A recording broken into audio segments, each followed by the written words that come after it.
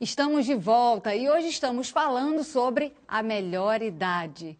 Doutor Ricardo, a gente já falou de prevenção, já falou de algumas doenças, mas quando que a pessoa de casa pode perceber realmente que está na hora de procurar um especialista?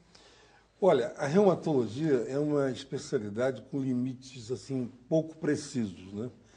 Mas ela atende tanto as doenças metabólicas como gota, lúpus, né, uma doença inflamatória, autoimune, artrite reumatoide, doenças da coluna, a osteoporose, a artrose, etc. Em outras especialidades, na realidade, para ser bem claro para o telespectador, o reumatologista é um clínico das articulações que cuida da coluna e de doenças autoimunes, que a gente chama, autoagressivas, né? Como o lúpus, a artrite reumatoide, mas cuida também de fibromialgia, cuida da coluna. Quando eu disse que a reumatologia tem limite pouco preciso, porque se você tem um infarto, você sabe que tem que ir para o cardiologista. É verdade. Se você tem uma cefaleia, uma crise convulsiva, é o neurologista. Mas na nossa especialidade a gente tem assim um espectro de ação muito grande, né? Que vai desde a gota, passando pela coluna, pela artrose, pela escoliose. Tem muitos reumatologistas especializados somente em dor, né? Somente em dor. E por isso que eu disse que esses limites não são muito claros. Mas se o doente tiver acima de 50 anos de idade, um problema já na menopausa, seria interessante, por exemplo, procurar um reumatologista para fazer uma avaliação não só da parte da osteoporose, mas de outras queixas também, como dor nas juntas. Agora, o doutor Renato, como geriatra, qual a fase certa, a idade certa para procurá-lo? Essa é uma dúvida muito Porque a gente constante, fica em né? dúvida, com 40, Sim. 50, 60? Exato. Quando? Uma vez eu recebi até no paciente uma mulher, né, que veio com 30 anos. Olha, eu vim logo com 30 anos porque me falaram que é melhor a gente vir cedo para não ficar velha. Falei, olha, minha filha, desculpa te dar essa notícia, mas você vai ficar velha, né? O ideal é que seja um envelhecimento bem acompanhado, um envelhecimento bem conduzido. Então, assim, o geriatra é o profissional que lida com as doenças relacionadas ao envelhecimento, né?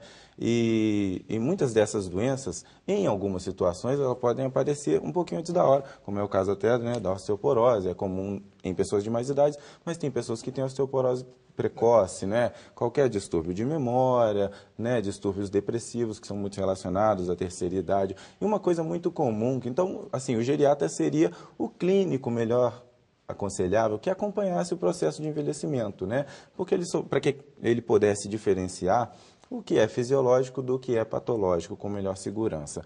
E existem diversas situações que a gente encontra muito no idoso, que é a polipatologia, a polifarmácia. A pessoa tem um cardiologista, um reumatologista, um ortopedista, um gastro, um endocrinologista, e fica aquela bagunça de remédio. Não é raro chegar no meu consultório pessoas tomando 15, 16, 18 medicações. Então, o primeiro passo seria realmente procurar o geriatra.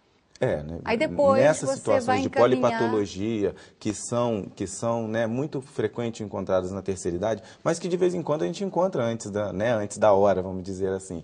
O geriatra também é melhor habilitado para acompanhar esse tipo de processo. Agora, dona Bergocil, na sua convivência com os idosos, que a senhora convive com muitos, né? A senhora percebe alguma carência afetiva entre eles? Encontro muito, e principalmente carência familiar. Temos tido casos lá que entregamos ao serviço social para visitar os pacientes que estão plenamente abandonados. É isso que eu queria pedir a todos, como idosa, que não deixe seus pais abandonados. É muito triste. Hoje, vai deixando num cantinho ali, dá um bom dia e boa tarde. Tem filhos que nem visitam os pais. Nós temos associados que reclamam.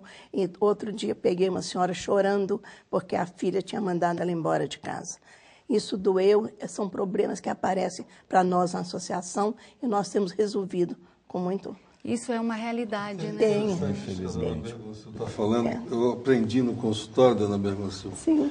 Uma senhora me disse assim, doutor, uma mãe cuida de 11 filhos, e 11 filhos não cuidam de uma mãe. Não cuida, exatamente. E é verdade, às vezes acontece isso, a pessoa tem Muito 11 comum. filhos, tem uma doença e você não tem uma ou duas, não tem 3 que possa cuidar. E vai na consulta sozinha, vai na né? consulta Aquele sozinha, negócio como te diz deixa... Renato, sem ninguém, né?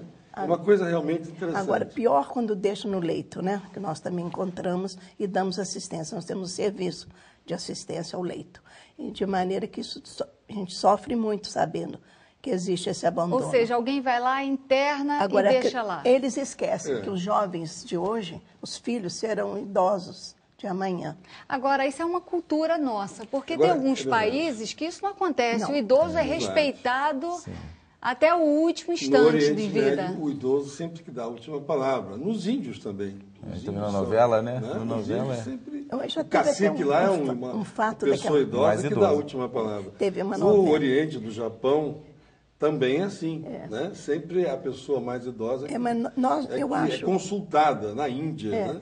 Mas nós estamos melhorando. A nossa associação já tem dado bastante exemplos. Vale a pena ressaltar uma coisa interessante. As políticas públicas para o idoso na nossa região são muito boas. São exemplos para o nosso país. Tanto na área da Associação dos Aposentados, como na área pública mesmo. Já está. Na Secretaria Municipal Já de melhoramos Esporte e bem. Lazer, tem programa para idoso. Tem. Na Secretaria Mas é Municipal de Volta Ação Redonda, melhorou bem. Muito. Volta Agora eu quero Redonda. saber de vocês o seguinte: existe alguma receita para envelhecer bem? Doutor Ricardo.